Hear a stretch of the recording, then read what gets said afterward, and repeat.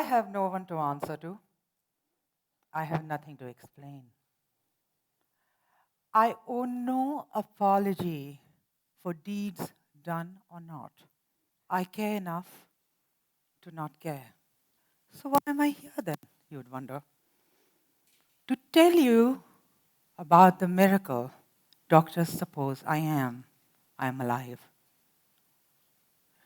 And the compassion that I discovered through a brain bleed, a ruptured bladder, and many incisions and sutures made by surgical threads tight. Resurrection, metamorphosis, life to a new Anu. When a teen, I was a basketball player slated to join the state basketball team, a dramatist, theater actor. But when the results were announced of my college, I turned out to be a medal holder. Did she put her picture in the exam sheet? This is what the jealous co-students remarked. And I was anything but flattered. Masters of Social Work showed me skills that I actually employed on women's empowerment, in counseling, and then UNHCR would have me make a program for repatriation of Afghan refugees in the United Nations High Commission of Refugees. I was actually honored. I'm not a dumb blonde. I have a mind that works. I was actually embarrassed when I was touted as one of India's first international supermodels. But then, in Paris, when I saw my picture in Le Bon magazine, at that time, as you know, it was almost not heard of to have an Indian girl in France. And to be called a model of special looks, which meant that I was actually a look from unidentifiable origin. A global appeal, I like that. And then it would be Bollywood's turn to chase me next. With my first debut film, Aashiqui, which was a runaway hit, and Stardom hit me like a bullet, ravaged by the media so far. I actually found humor in dealing with them. So when they said bohemian, they called me a sex bomb, I turned around and said, well, a sex bomb is better than a nuclear bomb, don't you think? And I pouted. I had 3.5 magical years in the glamour industry. Nominated for an award, brand ambassador, my favorite being me, the style icon, made it my style to promote AIDS, safe-sex awareness by endorsing a condom. Kama Sutra style, avant-garde film erotica would open in Cannes Film Festival next. Rave reviews from the New York Times and Variety, which is the Bible of New York trade. And I somehow fell down from the red carpet kind of extravaganza. Ironically, it was the time in my life when people thought I had everything. I felt empty within me. I had nothing. The poorest time in my life would turn out to be when I was materially the richest. Even the interest of International Creative Management, Los Angeles, who promised only A+ grade Hollywood films, would fail to keep me. Yoga opened its doors here. Well, if I'd sign with ICM, I'd be an international star. But if yoga delivered what it promises, I'd be a universal lotus of cosmic proportions. The choice was easy. I enrolled in the International Yoga University by the Ganges.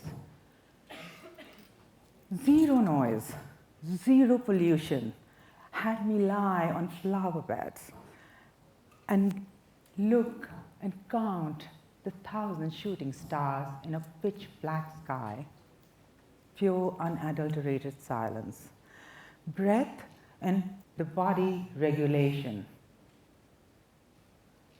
I fell in love with yoga. And in time to come, Jimmy Choo high heels thrown away, my next fashion accessory would be a neti pot.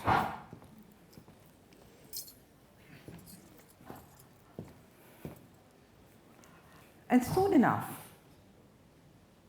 my yogic notch was to turn experiential. I had a near-fatal experience, NFE, and with a deviated septum, it was the neti pot that actually started my breathing again, which was very paltry at that time. Mindfulness meditation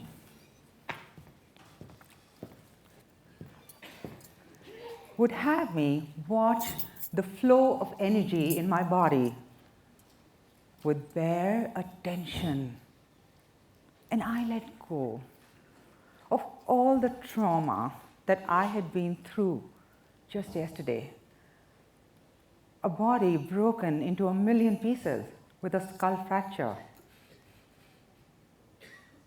Hope in the times of hopelessness.